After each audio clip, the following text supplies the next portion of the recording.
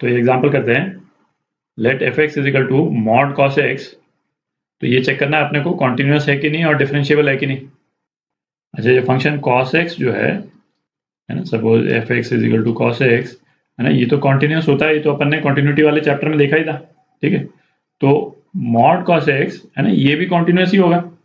Basically cos x के function में जो नेगेटिव वाला पोर्शन है वो पॉजिटिव साइड में आ जाएगा, ठीक है, और तो कोई डिफरेंस होगा नहीं। तो कॉन्टिन्यूस तो ये है ही, है ना, मॉड कॉस एक्स जो है कॉन्टिन्यूस है। डिफरेंशिएबिलिटी अपने को देखनी है। तो इस वाले केस में भी ऐसा करते हैं जैसे पिछले एग्जांपल में अपन ने किया था, है ना। जिन जिन केस में अपन ग्राफ बना सकें फंक्शन का, तो ग्राफ बना करके देखना ज़्यादा इजी रहता है, ठीक है।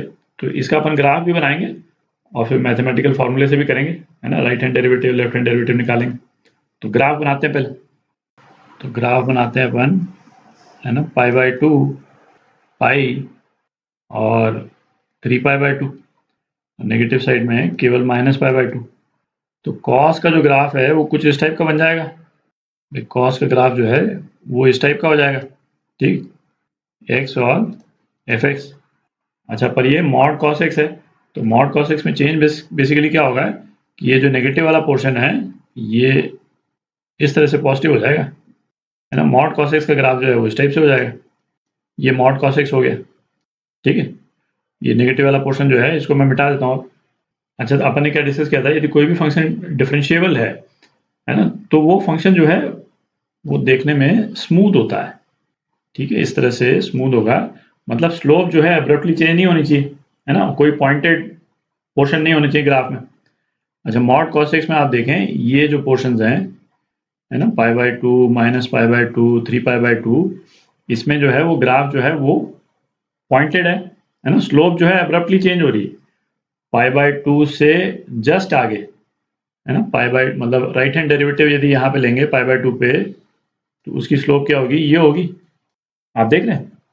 और π/2 पे जो लेफ्ट डेरिवेटिव है वो क्या हो जाएगा, वो ये हो जाएगा। तो स्लोप जो है नेगेटिव हो जाएगी, है ना, इस वाले एंगल का।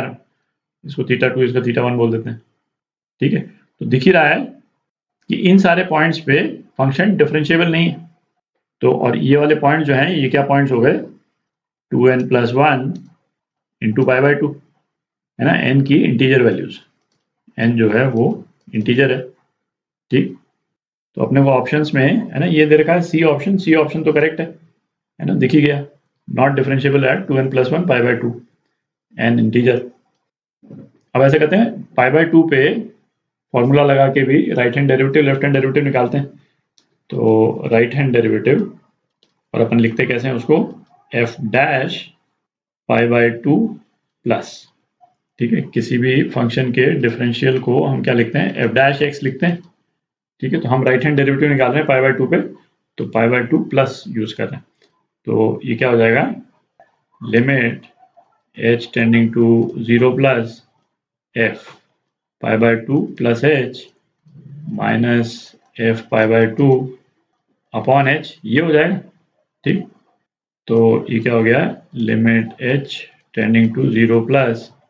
अच्छा, अब ये फंक्शन जो है वो फंक्शन को मॉड खोल करके लिख लेते हैं, है ना, यहीं पे लिख लेते हैं, जगह बना लेते हैं। तो इसको मॉड को खोल के लिख रहे हैं अपन, केवल π/2 वाले पॉइंट के लिए लिखते हैं, है ना, बाकियों के लिए तो कोई मतलब नहीं, अपन π/2 ही एग्जामिन कर रहे हैं अभी।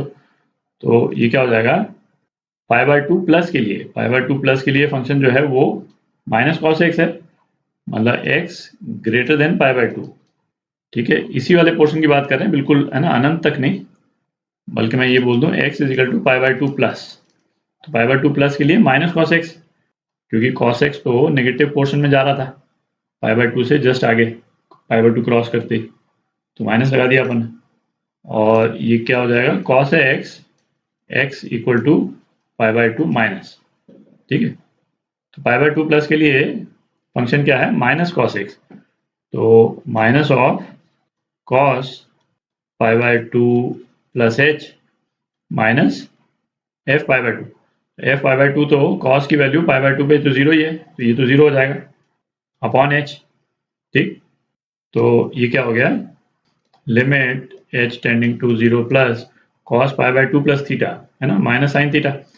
तो minus of minus sine theta minus sine h upon h, minus minus plus हो गया, तो अब हम लिमिट लगा देंगे तो ये क्या हो जाएगा, 1 के बराबर हो जाएगा, 1 है ना, sin x by x.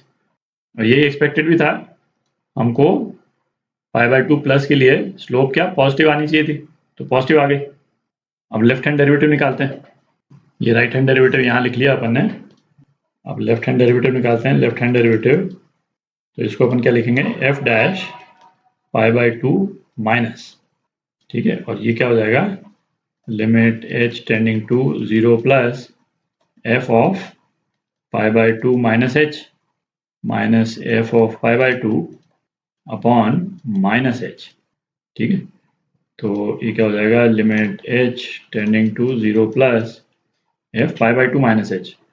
Function कौन सा है आपकी बात, है ना, cos x, तो cos pi by 2 minus h minus f pi by 2, ये तो जीरो ही है ना, cos pi by 2 zero upon minus h, और ये क्या हो गया, limit h tending to 0 plus, ये क्या आ गया, साइन h आ गया, है ना, sine h upon minus of h।